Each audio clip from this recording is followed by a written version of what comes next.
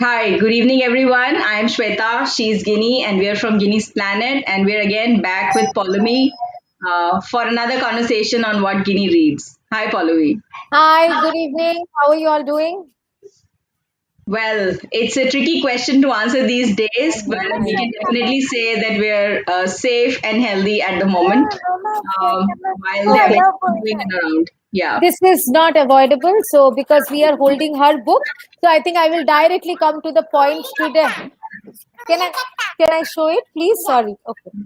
All So right. this is the book that we are going to do now. I think I need not even exhibit and demonstrate why it is favorite to us because it was being like taken.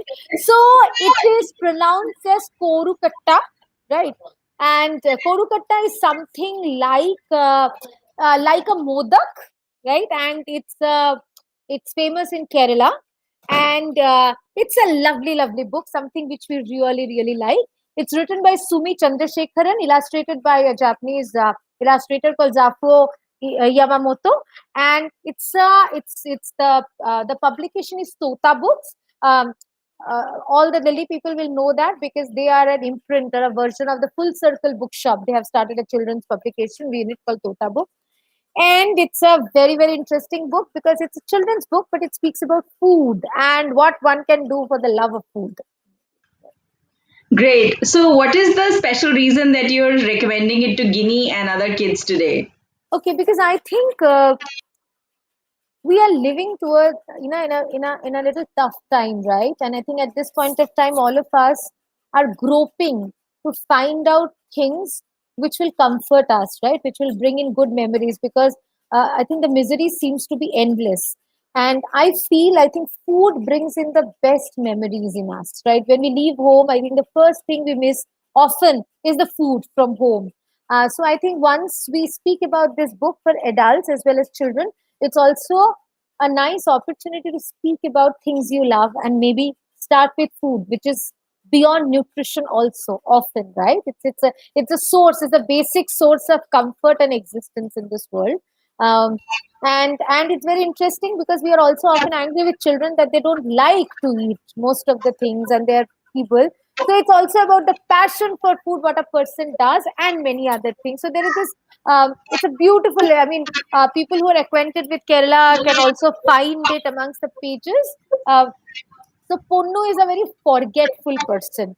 However, he's a foodie. Okay, so so he went and had korukatta in one of his friends' place, and he wanted to remember it so that he can come back home and request people to do that. So the entire road he keeps on saying korukatta, korukatta, korukatta, korukatta, but it had to happen. He forgot, and this entire story is about how he remembers what he likes. And I think these are the times we all also need to remember, that treasure box, our comfort box of what we really like, because I think one day we will all go back to that to preserve ourselves, for self preservation. I found it's a nice book to introduce for everybody. Right, and it's interesting because food is the source of comfort as well as a pain point in many ways, Oh, like every yeah.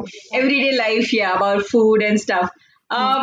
So what has been the experience of like reading it with your daughter, Polumi? We of course have guessed that she really likes this book and Yeah. does not want to share it right now, but yeah, what has been the experience? I think one, this entire word called Kurukatta, because I think children really like words which are rhyming, which are onomatopoeic, which has got a double syllable into it and stuff. That's what. And I think she really loves Ponu. Is this entire, I think children, she just felt for it that someone is trying so hard to remember how much will be the love for the food, right? And it almost, the book plays out like a mystery of how he remembers food back, and that has also become a point of conversation, that how do you remember when you've forgotten something, what are your points, right? What are the anchor points that you pull it out of the memory? So I think the entire experience of what Punnu goes through uh, uh, for Korukatta is something which I think she really likes that book. There is no doubt about it. Like, I literally had to cajole her and say, can you give it to me for 10 minutes and stuff like that. Okay, can you read out like one or two pages for us? Like you really made us curious about how this person was trying to remember and this whole bit. Can you just read out one or two pages? Yes, Yeah. Give me one moment. So I think I think not one or two pages, maybe one page, and this is like uh, uh, this like explains who Punnu is. Right, there are forgetful people, right? Then he would forget to peel the banana and eat it with the skin. He would have a stomach ache and forget why. All his wife could do was shake her head. So I think what I really liked is that, and all in all of our families, we do have forgetful people, right? In our teams, in our families, but when you read it out with a child, you also learn to be kind to them, right? Have a laugh and say, okay, there are different kinds of people, and maybe this is one of the, uh, you know, one thing in this person which makes him a different and stuff.